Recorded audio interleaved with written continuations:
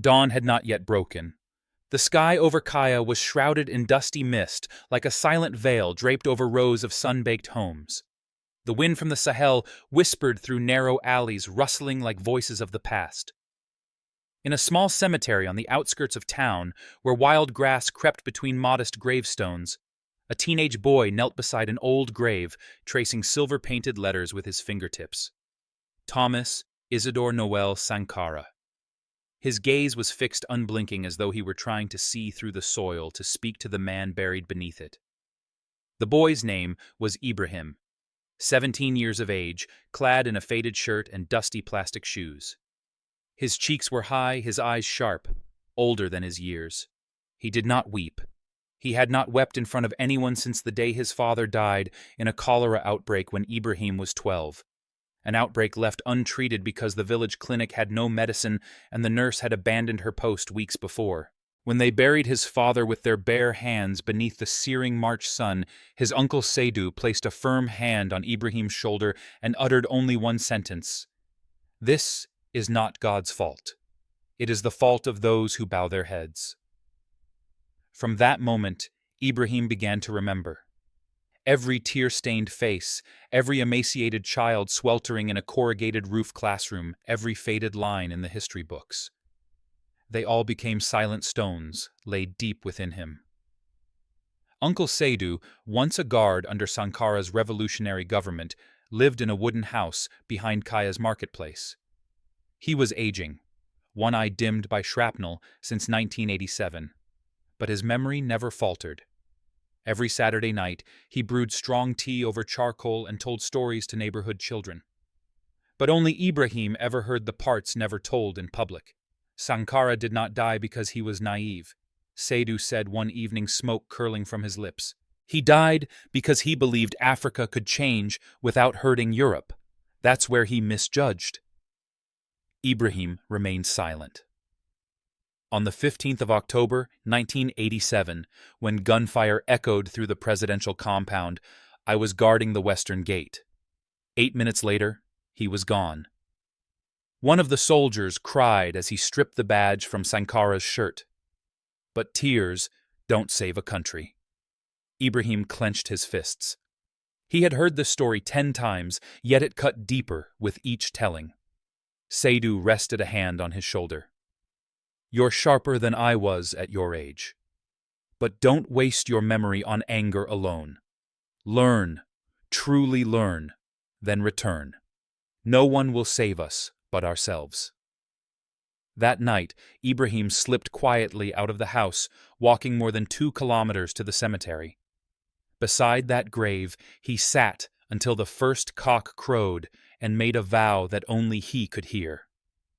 If I must choose between bowing my head to live or lifting it and dying, I'll take the latter. Next time they won't stay silent. That year, Burkina Faso was sleepwalking under the heavy hand of Blaise Compaoré, who had ruled for nearly 3 decades.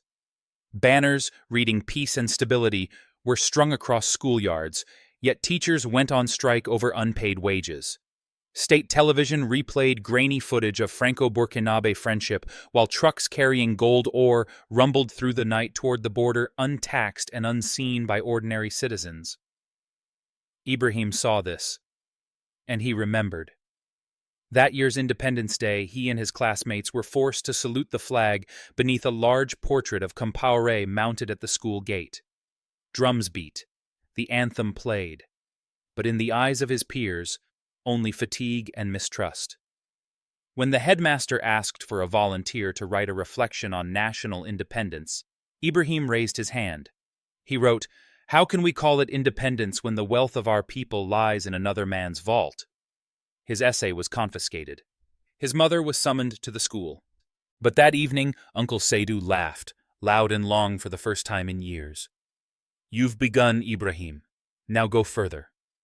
Later that year, Ibrahim passed the national exams and won a scholarship to the University of Ouagadougou to study artillery engineering under military sponsorship. On the day he left, Kaya Seydou handed him a small parcel. Inside was a photocopy of Sankara's final speech. The original had been hidden for 3 decades, taped beneath a wooden trunk. No one remembers all of history, Seydu said. That's why we carry it with us. Ibrahim accepted the gift, saluted in the old revolutionary style, and boarded the truck.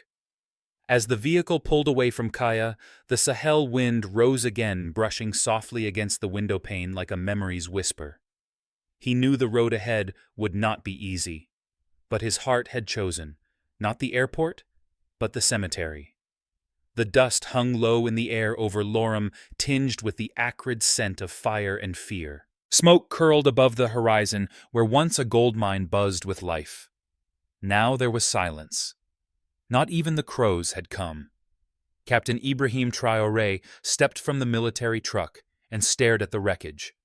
Bodies had already been collected, but the blood, it clung to the earth like history itself, refusing to be wiped away. 38 civilians, burned huts, empty cradles. He didn't speak. His men stood still, uneasy.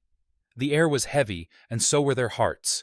Just 3 hours earlier, local defense units had sent distress calls. A terrorist faction had descended on the mine, killing indiscriminately. But the reinforcements, Ibrahim's team, arrived too late. The nearest French outpost was less than 10 kilometers away. They had not moved. A woman in her 40s, wrapped in a soot-stained headscarf, approached him. She held her son's schoolbook, the cover singed. Her voice trembled. "Captain, they said you would come." "Why didn't you?" Ibrahim lowered his eyes. "We came as soon as we could." "No," she whispered. The white soldiers, they stayed in their trucks. They watched. Her words struck like gunfire, not because they were new, but because they confirmed what Ibrahim had long suspected. The protection was selective, strategic, controlled. Later that night, he stood in the makeshift command tent, poring over maps, reports, and satellite imagery. The French commander had called in from Ouahigouya, his voice cool, distant. "We didn't have actionable intelligence," he claimed. "But they moved in broad daylight," Ibrahim countered. "There were warnings for days. You guarded the gold route but let the village burn. That's not your concern, Captain. Stand down." The call ended. Ibrahim stared at the map.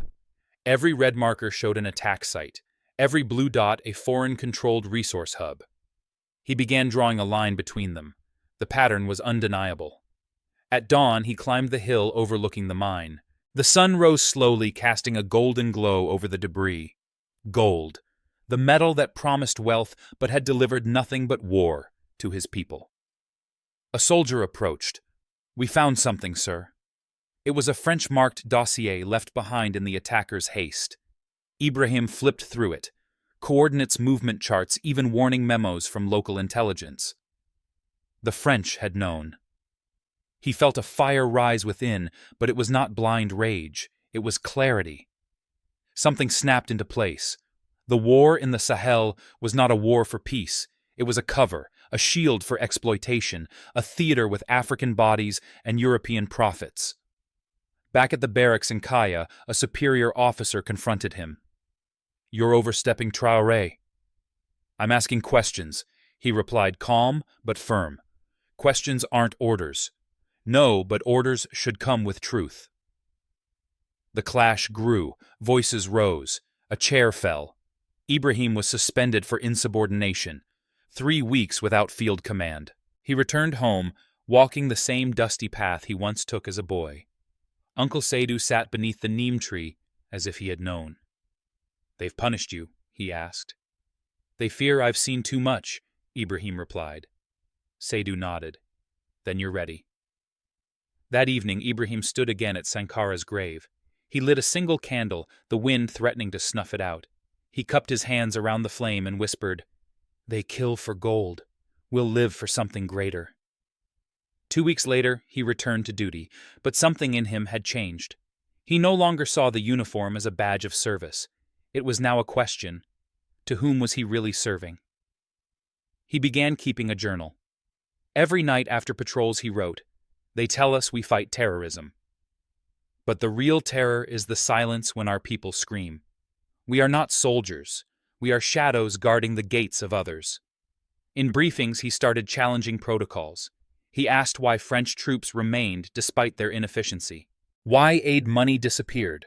Why mines yielded billions while villagers lived without water. Some officers agreed in silence. Others grew uneasy. Whispers began. He's political. Dangerous. Then came the breaking point. A senior officer joked during lunch, "Let them fight. The gold will always flow." Ibrahim stood shaking. If gold flows while our people bleed, then we are no better than the men who shot Sankara. The room fell silent. Days later, during a quiet exchange in a back corridor, a junior soldier, barely 20, approached him. "Captain," he whispered, "if you ever decide to do something, I'll follow." Ibrahim stared into his eyes and saw something he had not seen in a long time. Belief.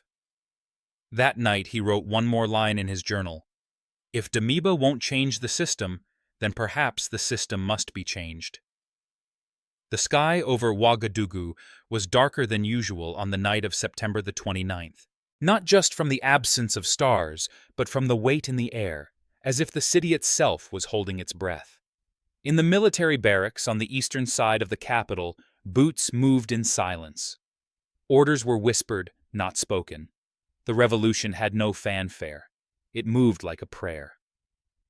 Captain Ibrahim Traoré stood at the edge of the barracks compound, watching as soldiers loaded their weapons, not with enthusiasm, but with purpose. He held no notes, no insignia of rank above his shoulder. Only the folded sleeve of his old fatigues and the steady conviction in his eyes distinguished him as a leader. Beside him, Lieutenant Yakuba leaned in.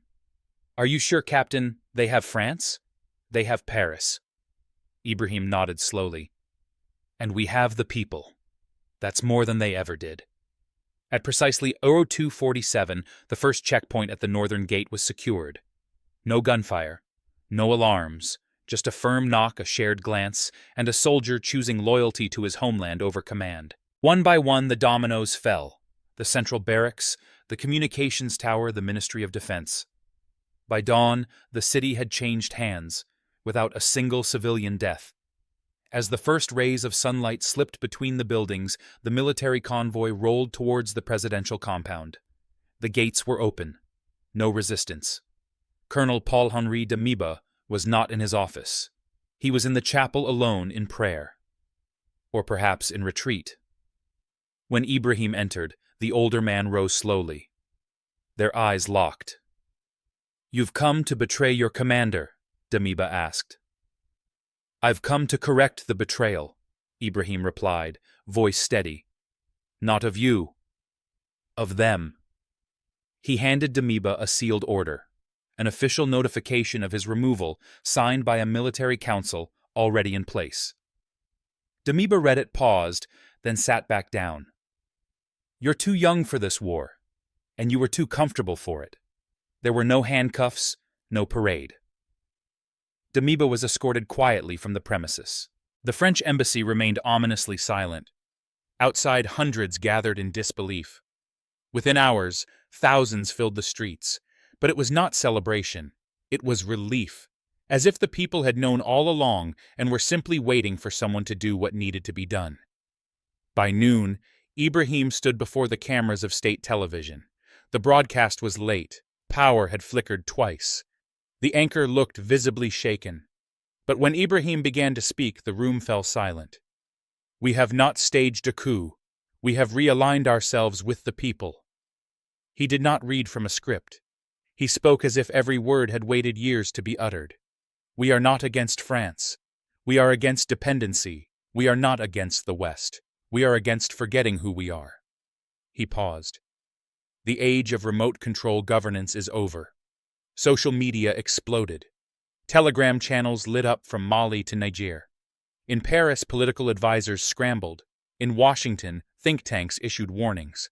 In Ouagadougou, the people simply listened, many with tears in their eyes. That night, Ibrahim walked alone to the place where Sankara once spoke of African dignity. The marble was cracked, The plaque faded. He placed a single flower beneath it. This time he whispered, "We won't leave it unfinished." The next morning, in a modest press room, he made a declaration. France has 14 days to leave our soil. The room fell quiet. Even the sound technician looked up. He didn't repeat it. He didn't explain it. He simply stood and walked out. The order was sent. The countdown began. Elsewhere in the basement of a former colonial administrative building, a group of foreign journalists argued over framing. "Strongman," or idealist, one asked. Too early to say, another muttered.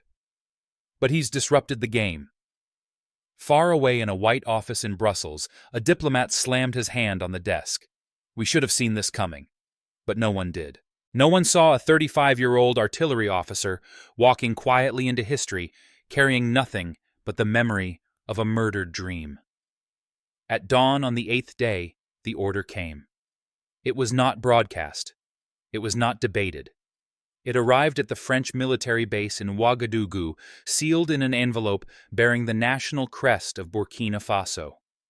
It contained 5 words handwritten in neat, unbroken script. "You have 48 hours. Leave." Inside the base, silence gripped the command post.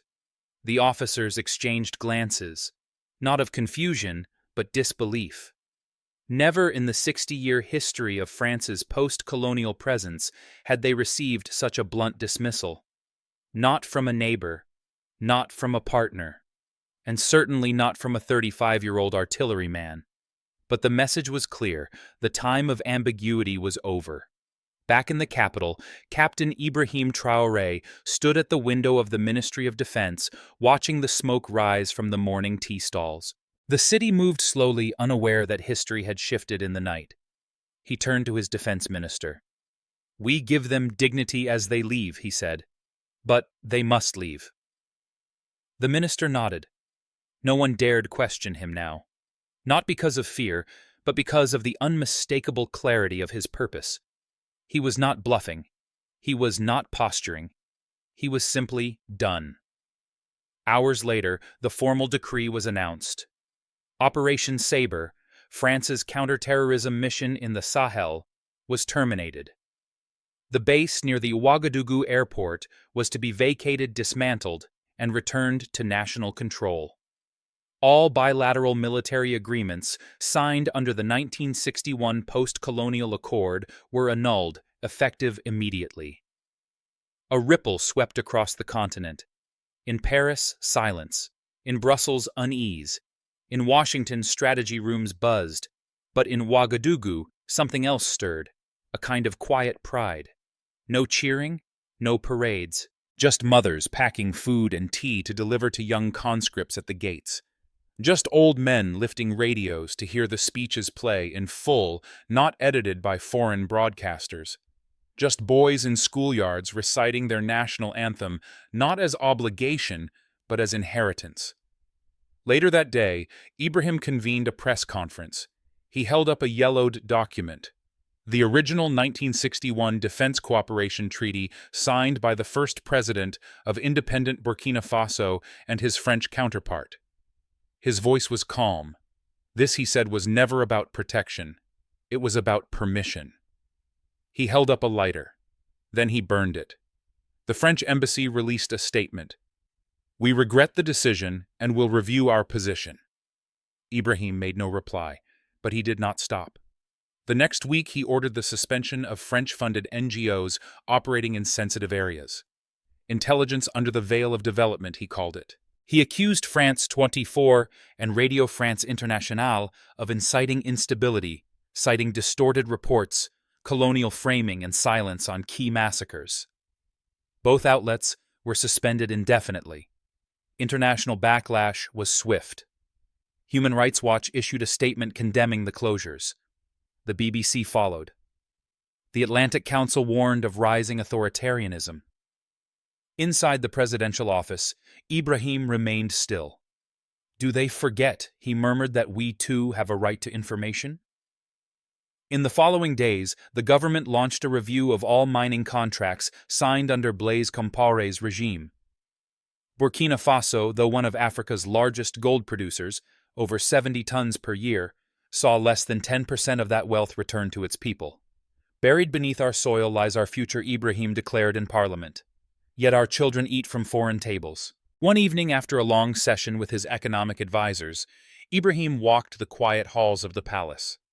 In one room, he found a television left on, a rebroadcast from a European panel discussion. The caption read, "The Captain Who Thinks He's Sankara." He stood watching unmoved. A commentator laughed. "He's dreaming of a sovereign Africa. Who will feed him? When the sanctions come," Ibrahim turned off the television. From his window he could see the city below. Not gleaming skyscrapers or marble avenues, but clay roofs, candlelight, mothers feeding children, students studying by kerosene glow. He smiled softly. "They already are," he whispered. On the 14th day, a plane departed from Ouagadougou's international airport. It carried the last contingent of French soldiers. A child watching from the roadside asked his grandfather, "Where are they going?" The old man replied, "Back to where they belong." The airwaves cracked, then fell silent. At precisely 7:02 in the morning, state radio frequencies across Burkina Faso froze. The morning news was midway through a segment when the anchor's voice abruptly disappeared. Listeners turned dials in confusion. In villages, small transistor radios clicked nervously.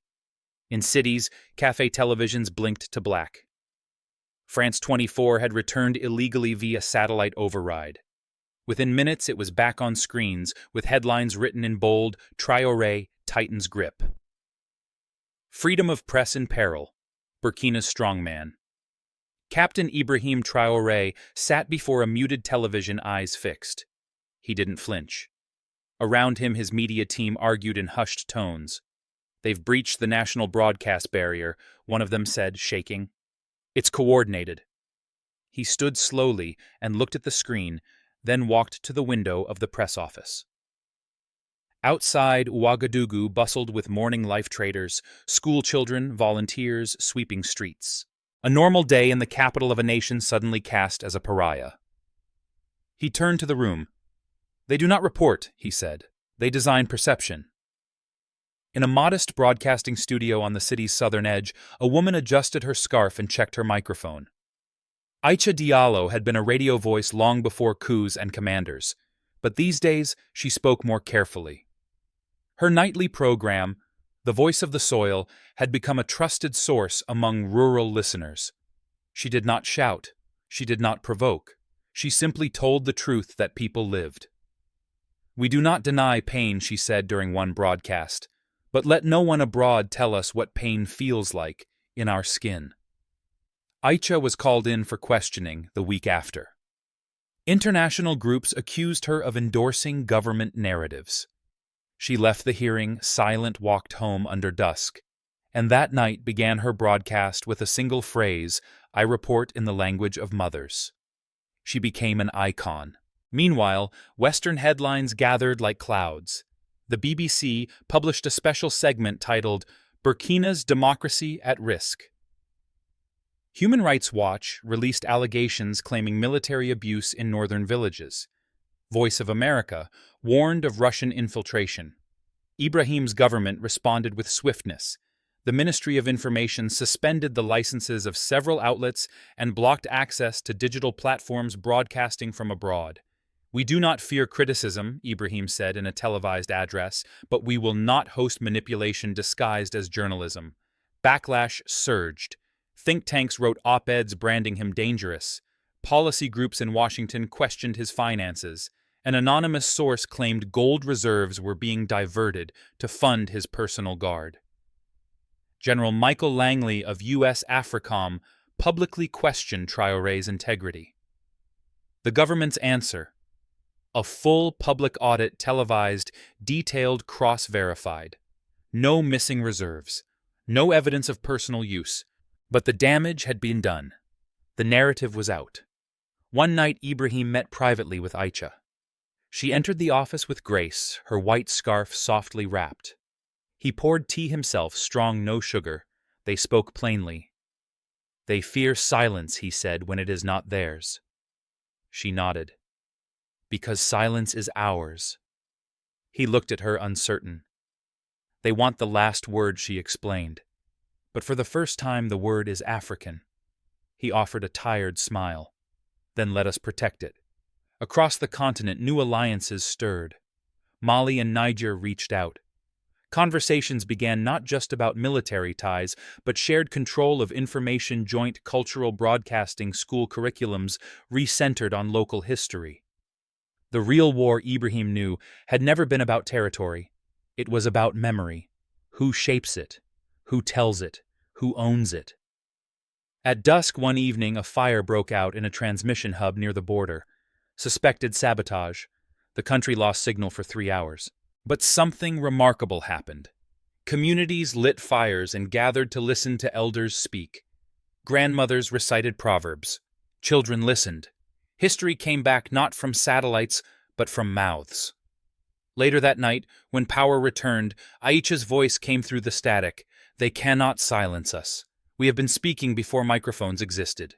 In a conference room abroad, a European media consultant sighed. He's not afraid of headlines, she said. He doesn't beg for aid. He doesn't play the victim. Her colleague leaned back. Then he's dangerous. But in Burkina Faso, an old woman boiled tea over charcoal and nodded as she heard the evening news spoken in her language by someone who looked like her. She turned to her granddaughter and said, "At last. They listen to us, not for us." The sun rose slowly over Ouagadougou on the morning of July 6th, casting golden light upon a city stirring with purpose. The capital breathed with quiet rhythm like a choir of memory and resolve. By mid-morning, more than 50,000 people had gathered at the foot of the Thomas Sankara Memorial. They came not by motorcade or bulletproof convoy, but on foot, on bicycles, in battered trucks and ox carts. They wore white not for mourning but for meaning, the color of peace, of truth, of unbroken promise. They sang the national anthem softly at first, then louder. Then with full voice, men, women, children, until the entire plaza seemed to hum with something sacred. A man in his 60s turned to his grandson. The last time I heard it sung like this, he said, was 1984. From a balcony above, Captain Ibrahim Traoré watched them gather. He stood not in a commander's uniform, but in a simple gray tunic, the kind worn by teachers and farmers. Around him, aides read updates from neighboring countries. Messages from Mali, confirmations from Niger, delegates arriving quietly from Chad. The summit was not announced by posters. There was no press wall, no limousine row, just 3 flags raised side by side, fluttering beneath a Sahel sky. Burkina Faso, Mali, Niger. Together they signed the founding charter of the Alliance of Sahel States, AES, a pact of mutual defense, economic sovereignty, and the expulsion of all foreign military presence from their soil. The ink dried with ceremony, not by pen, but by calabash. Traditional ink pressed onto goat-hide parchment. The act was not just political, it was ancestral. In the crowd below, an old griot began to recite, "When the baobab leans, the wind may laugh. But when 3 baobabs rise together, the sky must listen." His words rippled through the listeners, carried on drums and hearts. Traoré stepped to the podium. No prepared speech, no notes. He spoke slowly. "Once they called us protectorates. Then they called us dependencies. Then democracies when convenient. Now we call ourselves nations." The crowd erupted, but he raised a hand for silence. "We do not ask for conflict. We ask for dignity.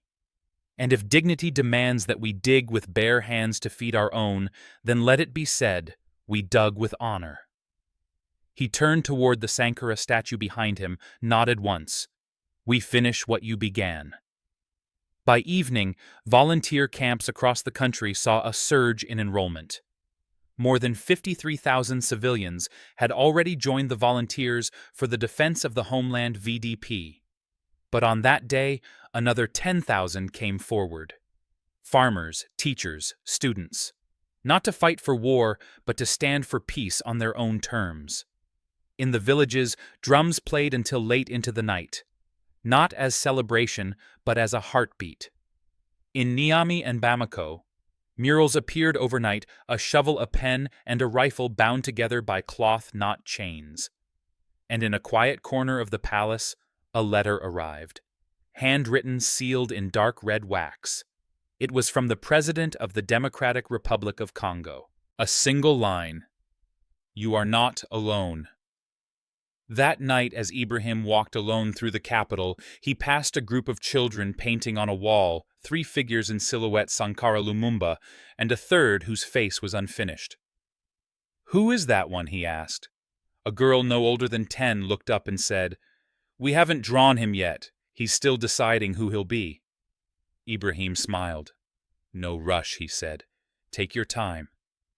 Behind him the city hummed, not with sirens, but with song. And Africa, for once, not only remembered her past, but reached with both hands toward her future.